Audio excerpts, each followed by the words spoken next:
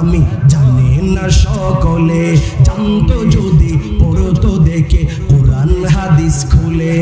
10 মাস 10 দিন গর্ভে ধারণ করেছিল মা, সহ্য করেছিল মায়ে যতই যন্ত্রণা।